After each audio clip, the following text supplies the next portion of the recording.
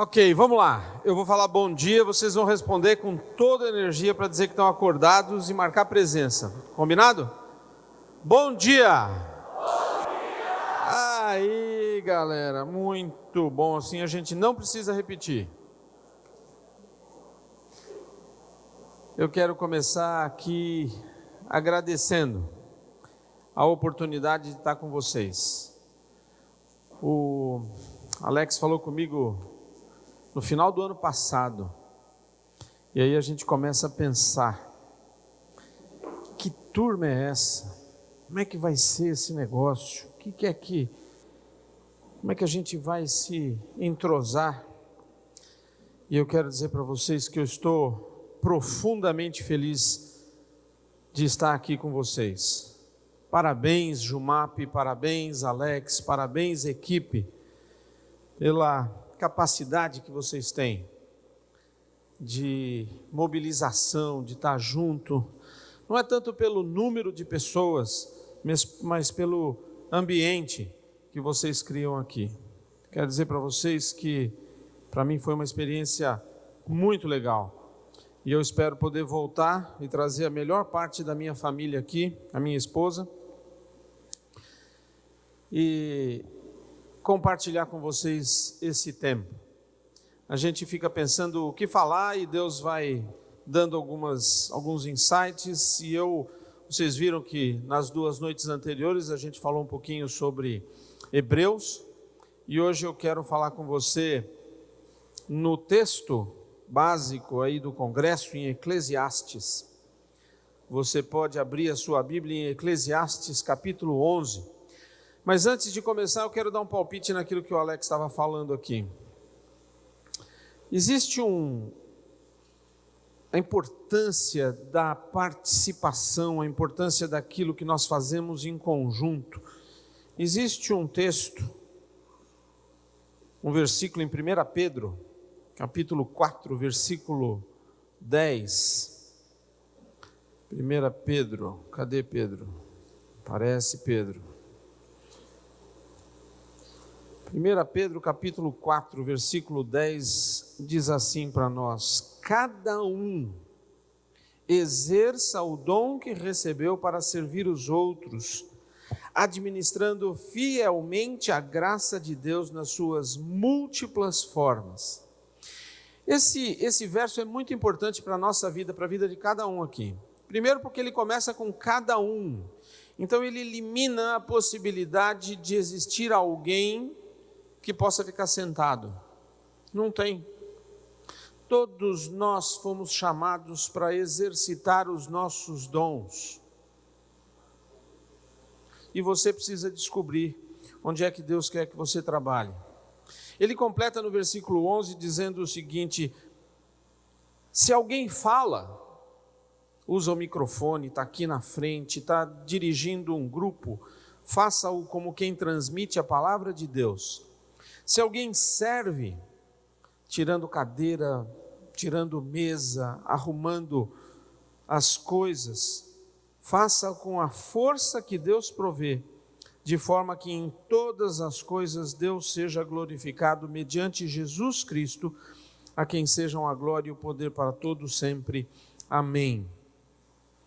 Encontre o seu lugar. Responda positivamente ao chamado de Deus e deixa Deus trabalhar em você e através de você. Ok? Muito bem, vamos lá para Eclesiastes, e eu quero dizer para você que essa mensagem falou bastante ao meu coração, e eu espero que fale ao seu. O texto de Eclesiastes 11:9 normalmente é bastante conhecido, principalmente na sua primeira parte. Mas eu quero levantar hoje uma questão aqui. Qual é o comportamento de vida legítimo para um jovem cristão? Como é que um jovem que se diz evangélico, que professa a fé em Cristo, deve viver o seu dia a dia? Será que o jovem cristão pode? Um jovem que afirma o seu amor pelo Senhor, será que ele pode aproveitar a vida? curtir a vida, desfrutar da vida ao máximo? Ou será que o jovem deve ser aquele cara carrancudo, sorumbático, peripatético, que é mais? Macambúzio? Sabe aquele cara carrancudo assim, que anda para baixo, olhando para o chão, que dá a impressão que a vida é mais trabalho do que diversão, que é mais responsabilidade do que prazer, tem mais regras do que liberdade? Eu quero levantar essa questão aqui de propósito, porque se ouve por aí dizer que a vida do cristão é muito chata, afinal de contas é sem graça, você não pode fazer isso, não pode fazer aquilo, não pode fazer nada, você não pode fazer as coisas divertidas da vida, e além disso, tem que cumprir um monte de tarefas religiosas, que restringem a liberdade, e exigem compromisso, e por isso afastam as pessoas da igreja. E essas são vozes que se ouvem não só do lado de fora da igreja, mas do lado de dentro também. O autor do livro de Eclesiastes, que se autodenomina o mestre, ou o sábio, ou o pregador, como tem em algumas versões, ele diz que ele é o filho de Davi, que nós acreditamos que seja Salomão, que tem escrito esse livro, e ele responde essa questão. Inspirado pelo Espírito Santo, ele aconselha o jovem a aproveitar o máximo da sua vida, a desfrutar os dias da sua juventude, e essa mensagem que eu quero trazer para você hoje. Aproveite bem a vida que Deus lhe dá. Vamos ler juntos, acompanhe comigo, Eclesiastes 11:9, diz assim: alegre-se, jovem, na sua mocidade, seja feliz o seu coração nos dias da sua juventude, siga por onde o seu coração mandar, até onde a sua vista alcançar, mas saiba que por todas essas coisas Deus o trará a julgamento. Pai amado, mais uma vez nós acordamos pela Tua misericórdia, e nós aqui estamos juntos para ouvir a Tua voz. Fala conosco, fala aos nossos corações, usa a Tua palavra para transformar vidas. É o que nós pedimos agora em nome de Jesus. Amém.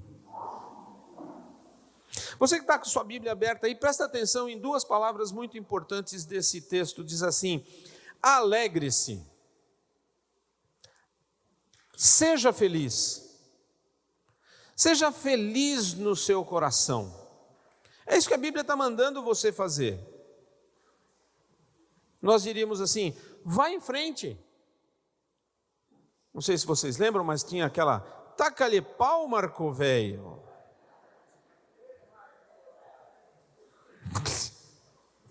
Era uma piada. Eu quero usar esse texto hoje de manhã para afirmar que Deus recomenda aos seus filhos para tirarem o máximo da vida que Ele dá para cada um de nós. E nós vamos fazer isso estudando esse versículo em 3 partes. Primeiro nós vamos identificar o jovem. Depois nós vamos falar sobre o comportamento desse jovem. E por último, um encorajamento que esse texto nos dá ao jovem. Alegre-se, jovem, na sua mocidade. Na verdade, eu posso até ouvir alguém dizer assim: mas será que é isso que o escritor está querendo dizer? Será que ele realmente está mandando a gente curtir a vida? Será que ele está dizendo que o jovem deve aproveitar a vida, tirar o máximo? Porque afinal de contas nós temos aprendido, até mesmo a partir da Bíblia, que os nossos corações são corrompidos pelo pecado. O pecado está ligado ao nosso dia a dia. Por isso, normalmente, nós ouvimos mais e ficamos mais confortáveis com mensagens como aquelas que a gente ouve de Provérbios 3, de 5 a 8. confie no Senhor de todo o seu coração e não se apoie no seu próprio entendimento. Reconheça o Senhor em todos os seus caminhos e Ele endireitará as suas veredas. Não seja sábio aos seus próprios olhos. Tema ao Senhor e evite o mal. Isso lhe dará saúde ao corpo e vigor aos ossos. Interessante. Eu gosto de Paulo porque ele fala que o exercício físico não tem proveito nenhum. Tá bom, eu sigo fielmente. O que você está reclamando? O cara demorou 50 anos para alcançar essa categoria. Dá licença. Eu sou daquele do Fabinho lá, comida.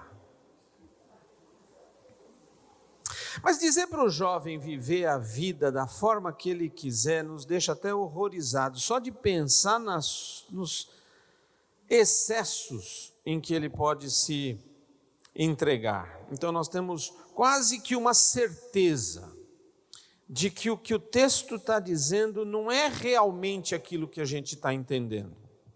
Afinal de contas, a gente acha que curtir a vida é contrário às Escrituras. Durante muitos anos, esse texto foi considerado pelos estudiosos como uma ironia. É como se o escritor estivesse dizendo alguma coisa para ensinar o contrário. E o que afirma essa ideia é justamente o final do verso, quando ele diz assim: saiba que por todas essas coisas Deus o trará a julgamento. Ainda fala mais grosso assim, julgamento. Então é como se a gente estivesse lendo o seguinte: alegre-se, seja feliz, vá por onde o seu coração mandar. Mas é melhor você não fazer o que te apetece, porque o julgamento vai chegar. E terrível coisa é cair nas mãos do Deus vivo. Você já ouviu esse texto? Está em Hebreus 10, 31. Mas será que é isso que o autor está dizendo? Será que é isso que ele está... Será que ele está usando de ironia na sua afirmação? Por um lado ele está dizendo para você fazer o que você gosta, e por outro lado ele está lembrando você que vai ter um julgamento ali na frente, e que é melhor você se comportar? Será que o mestre quer que o Filho de Deus determine o seu comportamento com base no medo do juízo? É assim que nós temos que viver a nossa vida? Eu quero dizer para você que não. Não é isso que o texto está ensinando. E isso torna claro quando você estuda ou entende a identidade desse jovem. A palavra jovem significa exatamente isso, jovem. As nossas traduções, elas descrevem essa palavra escrita aqui no original, ou naquilo que a gente tem, como uma pessoa nova. É verdade. Mas a palavra usada aqui não é necessariamente somente para qualquer adolescente ou jovem lá pelos seus 20, 25 anos. A palavra aqui está falando de jovens especiais, jovens escolhidos, porque a palavra que está usada aqui, ela significa literalmente escolhido, designado. E essa palavra aparece com frequência nas passagens que tratam de batalha. Os soldados que servem ao exército são homens escolhidos. Eles têm habilidades, eles têm ousadia, e que normalmente são jovens. No nosso texto aqui, então, a referência não é a escolha de uma pessoa para a batalha. Porque, sabe de uma coisa? As pessoas podem ser escolhidas também para outros serviços no reino de Deus. E você precisa estar atento ao que Deus quer falar com você. Eu vou dar 2 exemplos aqui dessa mesma palavra usada no original e que na nossa Bíblia tem significado você pode ver, por exemplo, o Salmo 65:4. Diz assim: como são felizes aqueles que escolhes e trazes para ti, para viverem nos teus átrios. Transbordamos de bênçãos da tua casa, teu santo templo. A palavra escolhes aqui é a mesma palavra para jovens, em Eclesiastes. Veja o que Davi fala para Israel em 1 Crônicas 28:4. 1 Crônicas. No entanto, o Senhor, o Deus de Israel, escolheu-me dentre toda a minha família para ser rei em Israel para sempre. Em ambos os versículos aqui, nós encontramos a mesma palavra que aparece no nosso texto. Um homem escolhido para uma tarefa especial. Uma pessoa designada, apontada especialmente por Deus. Então esse é o jovem do nosso texto. Não apenas alguém ou qualquer um para quem se diz, vai, desfrute a sua vida, a sua juventude, siga os desejos do seu coração. Mas, na verdade, esse texto é aplicável para todos os jovens selecionados a dedo por Deus, escolhidos para serem seus, que são firmes no Senhor. É para eles, para esses, que esse texto está falando. Essa é a identidade do jovem do nosso texto.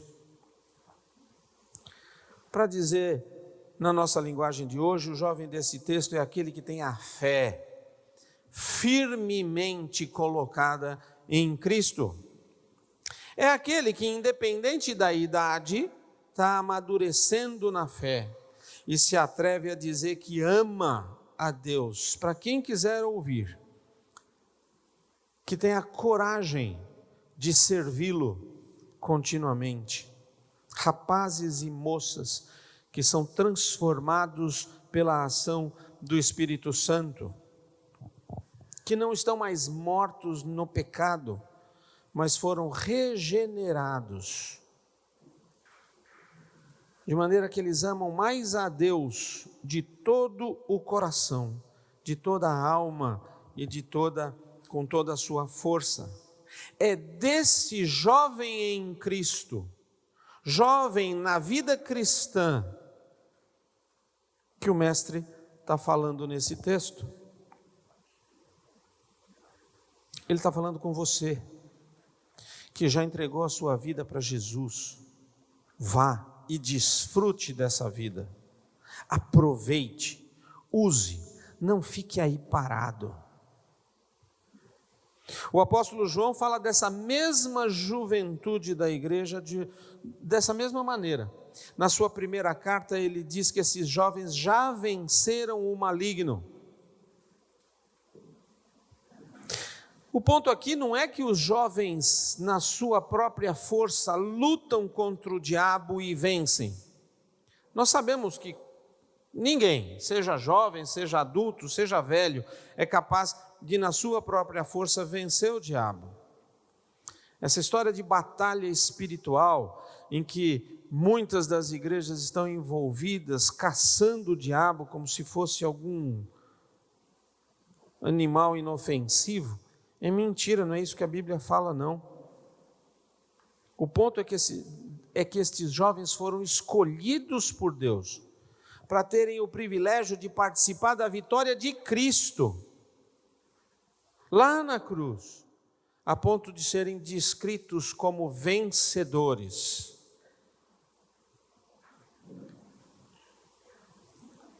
Você está ouvindo? Jesus Cristo está dizendo que você é um vencedor, mas você é vencedor por causa da vitória dele, e não porque você vai alcançar alguma vitória na sua própria força. Estes jovens foram regenerados através da obra do Espírito Santo, São jovens diferentes dos jovens do mundo. São filhos de Deus, selecionados, escolhidos. E porque Deus deu a cada um desses jovens o seu próprio espírito, João pode dizer que eles são fortes e que a palavra de Deus permanece neles. São jovens que amam a Deus, cujo desejo sincero é servir a Deus de acordo com a sua palavra, abandonar o mundo e crucificar a sua velha natureza. Estes são os jovens que nós buscamos encontrar no nosso caminho. São jovens que resolvem se comprometer a sua vida inteira, total, completa, integralmente ao serviço do Senhor, como um membro vivo da sua igreja. Na verdade, são jovens, sim, jovens na fé, em quem Deus tem trabalhado, que tem renovado neles o Espírito de Cristo. É para esse tipo de jovem que esse texto foi escrito.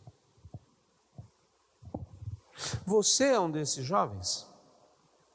Pense consigo mesmo. Você é um dos jovens a quem o Mestre está dizendo: aproveite a sua vida? Você já colocou a sua vida completamente nas mãos do Pai? Ou você ainda está preocupado com o seu futuro? Tentando descobrir o que é que você tem que fazer para alcançar sucesso? Eu vou dizer uma coisa para você: o verdadeiro sucesso só vem quando a gente para de lutar por ele e entrega a nossa vida nas mãos de Cristo. Mas se essa é a identidade do jovem, não apenas qualquer jovem, mas um jovem que é escolhido por Deus, que é regenerado pelo Espírito Santo, então nós podemos considerar o nosso segundo ponto, o comportamento do jovem. Já que o Mestre está tratando com jovens que estão amadurecendo na fé, no processo de crescimento, ele diz assim: vá em frente, anda pelos caminhos do teu coração. É verdade, com certeza esses jovens ainda não são perfeitos. O pecado continua a ser um inimigo real. Mas usando aquelas palavras do profeta Jeremias, no capítulo 31, esses jovens são os filhos de Deus, em cujo coração o próprio Deus escreveu a sua lei. Ou como diz João, a palavra de Deus permanece neles. Esses jovens não desejam mais seguir a pecaminosidade que ainda existe no seu coração. Mudança de vida, transformação. Jovens renovados por Cristo desejam fazer o que é agradável ao seu Senhor. Por isso aqui cabe uma pergunta para você: quem é o seu Senhor? Quem manda na sua vida? É Jesus Cristo? É você mesmo? É o mundo? Afinal de contas, quem é o seu Senhor? Estes jovens de quem o texto está falando vivem aquelas palavras de Salmo 1, versículo 2: a sua satisfação está na lei do Senhor. E do Salmo 48: tenho grande alegria em fazer a tua vontade, ó meu Deus, a tua lei está no fundo do meu coração. Ou como o apóstolo Paulo fala em Romanos 7:22, pois no íntimo do meu ser eu tenho prazer na lei de Deus. Esses escolhidos não têm mais prazer no pecado. Eles lutam contra o pecado. se esforçam para fazer morrer as inclinações pecaminosas que permanecem dentro deles. E lutar contra o pecado não é um fardo para este jovem, porque afinal de contas o Filho de Deus, regenerado pelo Espírito Santo, se agrada de viver à vontade do seu Pai em todas as boas obras.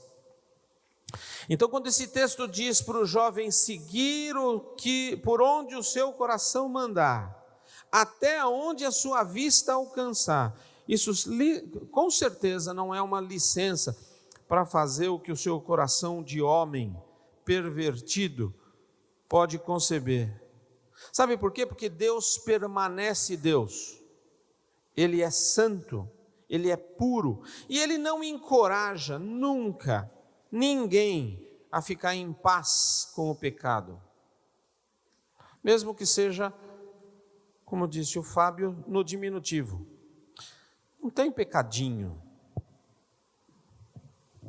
O jovem do nosso texto, e eu desejo que você se encaixe nessa descrição, deve viver a partir do desejo de um coração regenerado, para servir a Deus feliz, continuamente e fervorosamente.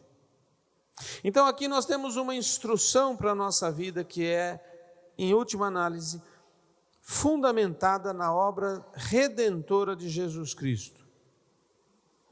Porque a vida por si mesma e o coração nosso são contaminadas pelo pecado. E o que o pecado produz é a ira de Deus contra o pecador.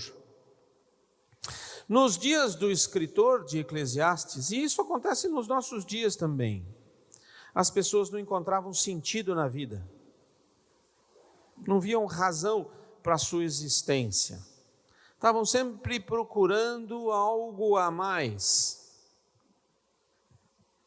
A filosofia de vida nos dias do escritor de Eclesiastes era expressa de duas maneiras, de duas formas.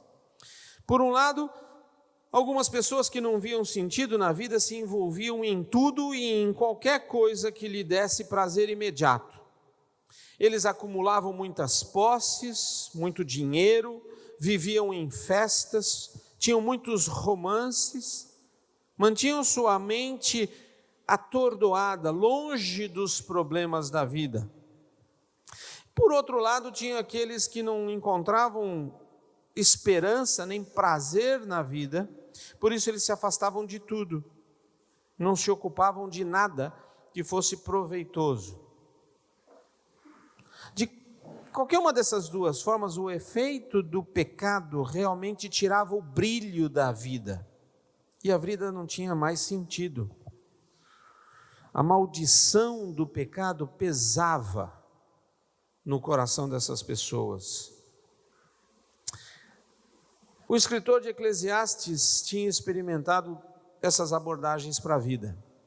Ele diz: eu experimentei de tudo. E ele declara no seu livro que tudo é sem sentido, é vaidade, não tem valor. Mas se você pensar bem, essas mesmas abordagens são atuais, elas existem, são populares hoje em dia. As pessoas não encontram sentido para a sua vida. Então, por um lado, elas se entregam ao prazer, ao sexo ilícito, independente dos riscos que isso possa trazer. Usam drogas, independente do perigo envolvido nisso. Vivem nas baladas, mesmo sabendo dos riscos e dos resultados desastrosos.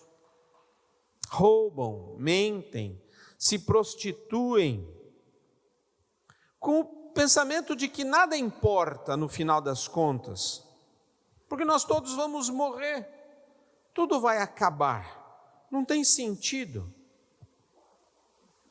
E por outro lado, tem aqueles que se desesperam da vida, não vivem a vida, não aproveitam a vida e passam todo o seu tempo aqui de qualquer maneira.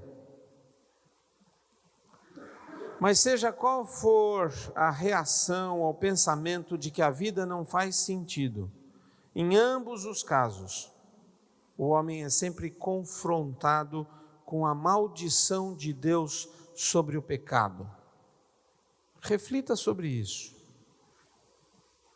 Mas ao jovem do nosso texto é dito: aproveite a vida, seja feliz no seu coração, não gaste a sua juventude no pecado. Mas essa instrução só é possível de ser cumprida por causa do triunfo, da vitória de Jesus Cristo na cruz. Não há outro meio de vitória. É verdade, o escritor do Eclesiastes viveu muito tempo antes de Jesus morrer na cruz. Antes dele vencer os poderes das trevas na cruz, mas ele sabia o que Deus havia prometido e ele confiava, acreditava nas promessas que Deus tinha feito ao seu povo. Todo aquele sacrifício no templo, todas aquelas leis e festas eram um sinal de que o Messias viria para trazer perdão dos pecados através do sangue derramado por Jesus Cristo na cruz. E nós que vivemos depois dessa vitória, depois do triunfo de Jesus na cruz, nós podemos ser mais convencidos ainda do pecado e que o pecado já foi derrotado. Portanto, nenhum filho de Deus pode se desesperar da vida. Ninguém precisa pensar que a vida não faz sentido. O mestre, escritor de Eclesiastes, acreditava no Evangelho de Jesus Cristo. E por isso ele desafiou você, jovem, a viver uma vida piedosa, para ser alegre e para deleitar-se em Cristo. Divirta-se, ande pelos caminhos do seu coração regenerado, aproveite bem a vida que Deus lhe deu e por tudo isso agradeça pela obra salvadora de Jesus Cristo na cruz. Essa é a mensagem. Vá em frente. Deus quis criar em nosso coração o desejo de aproveitar a vida. Ele deu para nós a capacidade de sermos otimistas. Será que nós temos que estragar esse presente de Deus? Será que nós devemos amortecer o desejo de aproveitar a vida? Nós devemos esmagar o nosso otimismo natural com o dia de amanhã, a nossa vontade de realizar as coisas? Por favor, não faça isso. Viva a vida intensamente. Deus deu o seu Filho para tirar essa maldição que estava sobre nós, sobre a vida de cada um, como resultado do pecado. E é por isso que você pode estar disposto a viver os próximos anos incríveis, porque nós somos incentivados a aproveitar ao máximo a vida que Deus nos dá. Jesus Cristo morreu por você. Você foi crucificado com Ele na cruz. E assim morremos para o pecado com Ele. E fomos ressuscitados com Ele para uma vida nova. nós recebemos o Espírito Santo e fomos regenerados, transformados. Por isso, vá, meu filho, vá, como filho de Deus, aproveite bem a vida que você recebeu de Jesus Cristo. Não se desespere, não se dê aos caminhos do pecado, de onde você foi resgatado, mas se alegre na sua juventude e ande nos caminhos do seu coração que foi regenerado. Aproveite os dons, os presentes que Deus lhe deu. Tenha prazer na vida que você tem em Jesus Cristo. Em Cristo vocês venceram o maligno. Em Cristo vocês são fortes e a palavra de Deus permanece em vocês. É o que João diz na sua primeira carta. Nós já vimos que os valores do mundo são passageiros. E os desejos da carne já foram condenados à morte por causa da vitória em Cristo. É o que nós lemos em 1 João 2. Pois tudo o que há no mundo, a cobiça da carne, a cobiça dos olhos, a ostentação dos bens, não provém do Pai, mas do mundo. O mundo e a sua cobiça passam, mas aquele que faz a vontade de Deus permanece para sempre. Então, não ame o mundo, nem o que nele há. Isso tudo já foi derrotado em Cristo, mas aproveite bem a vida, priorizando o que é verdadeiramente importante. Busque em primeiro lugar o reino de Deus e a sua justiça e disponha-se nas mãos do Pai. Ame a Deus, que de graça salvou você, lavou os seus pecados na cruz, e assim de uma forma consistente, com o coração novo que você recebeu, aproveite a vida. Viva para agradar a Deus, fazendo a vontade dEle, dedicando os seus tesouros, o seu tempo e os seus talentos ao Deus eterno, e servindo a igreja com as habilidades e capacidades e dons que Deus lhe deu. Se Deus já escreveu a lei dele no seu coração, então alegre-se na sua juventude. É isso que o texto está dizendo para nós. Aproveite ao máximo a vida que Deus lhe deu, enquanto você a tem.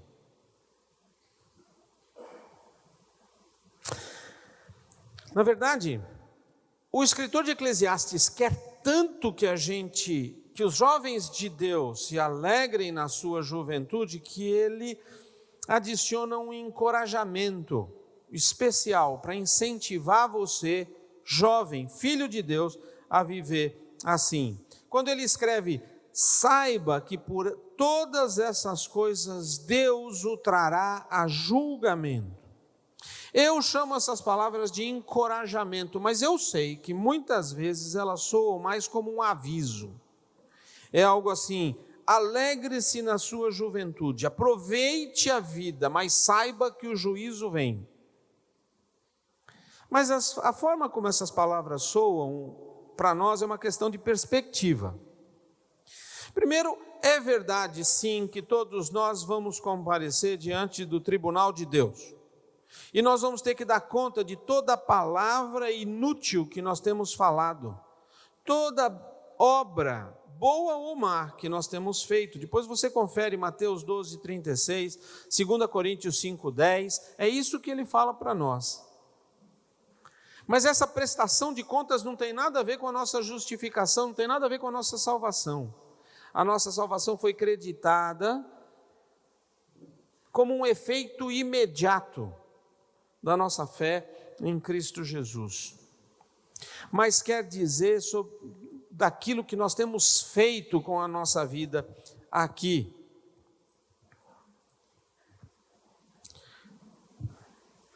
Levando em conta que nós não somos perfeitos, já que nós continuamos inclinados ao pecado, e essa é a razão porque nós devemos lutar contra o pecado diariamente, constantemente.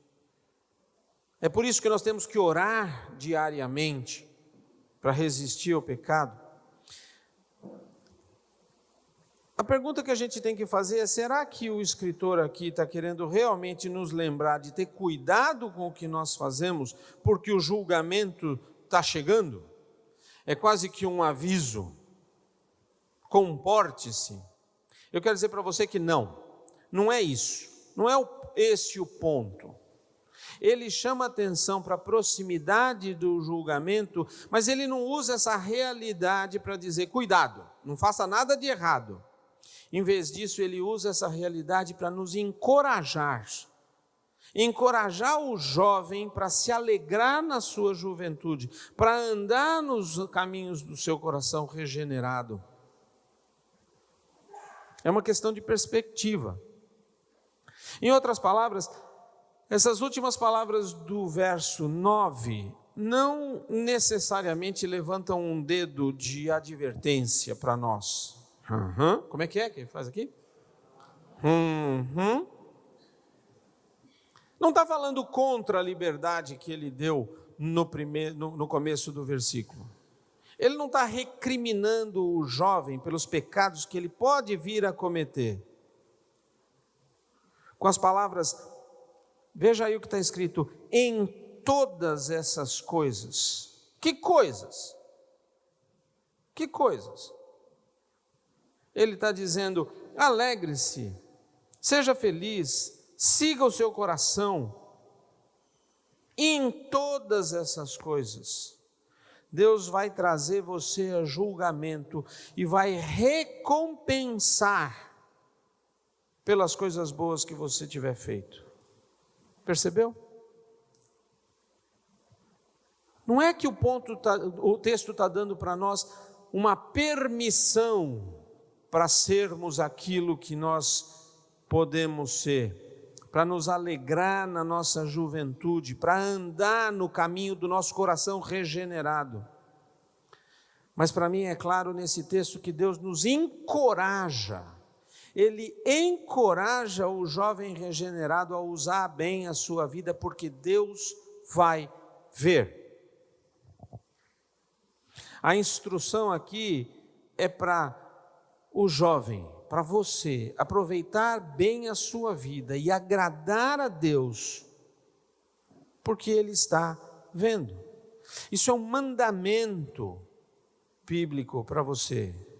E aqueles que não se alegram na sua juventude, que não aproveitam todo o potencial que têm, que ficam simplesmente vendo a vida passar, terão que dar contas a Deus no último dia, do motivo porque não aproveitaram todos os dons e talentos, todos os recursos que Deus colocou na sua vida. Preste atenção, para fechar. Deus não deu uma vida para você, para que você se acomode e fique parado, e fique anestesiado pelas coisas do mundo. Mas Deus deu mais um dia e Deus deu uma vida nova para você, para que você aproveite, para que você use para o seu prazer e para a glória de Deus. Não é à toa que o apóstolo Paulo fala aos filipenses: alegrem-se sempre no Senhor. Mais uma vez eu digo, alegrem-se. Meu querido, aproveite a sua vida enquanto está no auge. Aproveite a sua vida enquanto você está vivo, com alegria, para ser plenamente, integralmente, tudo aquilo que Deus fez você para ser. O escritor de Eclesiastes aqui ele está nos dizendo que o desespero da vida, o desânimo, a desistência, a ansiedade com os problemas da vida, isso não é uma atitude adequada ao Filho de Deus, nascido de novo. Alegre-se todo o tempo, aproveite a vida que Deus dá. Essa é a atitude que Deus quer ver em você. Faça da obediência à vontade de Deus a sua principal prioridade de vida. Pergunte a Ele: o que o Senhor quer de mim agora?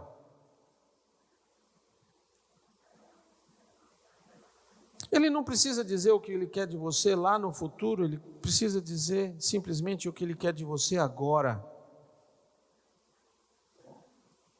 Aproveite o seu tempo para buscar a Deus. Aproveite o seu tempo para buscar a Deus na sua palavra, com os irmãos na igreja. Aproveite a sua vida para buscar o conhecimento de Deus. Aproveite os seus talentos, os seus dons para servir a Deus,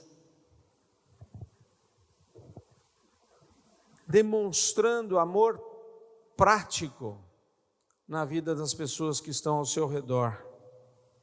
E aproveite os seus recursos, os seus tesouros, para investir no reino e na expansão do Evangelho, através do ministério que você tem conhecimento. Meu jovem irmão, minha jovem irmã, parece pastor, aqueles pastor velho falando, né? Mas na verdade, esse é o meu sentimento. Entenda que Deus quer que você se alegre na sua vida. Deus quer que você viva e ande nos caminhos do seu coração regenerado, se deliciando com a salvação de Deus, com a vida nova que Ele proporcionou a você. Acorde todo dia e agradeça a Deus, porque Ele salvou você do inferno.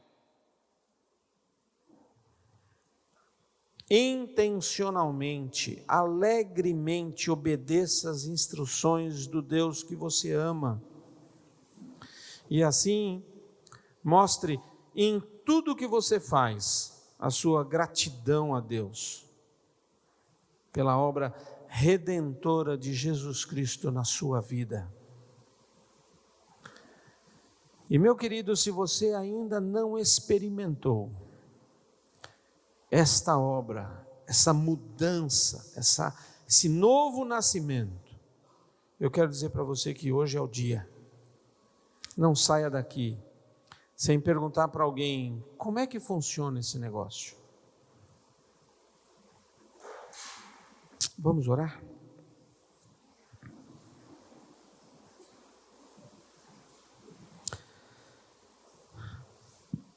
Pai amado, eu quero agradecer mais uma vez pelo privilégio que nós temos de ouvir a Tua voz pessoalmente. Quero te agradecer porque nós podemos, com liberdade, abrirmos a Tua palavra e ouvirmos aquilo que o Senhor tem para dizer aos nossos corações. Pai querido, eu não conheço pessoalmente cada um aqui, mas eu tenho certeza de que o Senhor sabe o que passa no seu coração, quais são as suas angústias, as suas dúvidas. E eu te peço agora, Pai, que o Senhor toque no coração de cada jovem aqui, que eles possam encontrar a paz e a direção que vem de Ti, baseados no sacrifício de Jesus na cruz, eles possam alegrar-se com sua vida e viver ao máximo, aproveitando tudo aquilo que o Senhor dá. Que eu possa ouvir histórias das obras que o Senhor tem feito na vida deles e através da vida deles. Toma conta de cada um de nós. Eu te agradeço por este congresso, por estas pessoas que voluntariamente dirigem e se dedicam a esse ministério. Pai, abençoa-os, toca o coração e a vida de cada um e dá a cada um de nós a certeza de que o Senhor está no controle. Eu te agradeço mais uma vez por essa experiência tão gratificante e te peço e rogo as suas bênçãos sobre a vida de cada um aqui. É em nome de Jesus que nós oramos. Amém.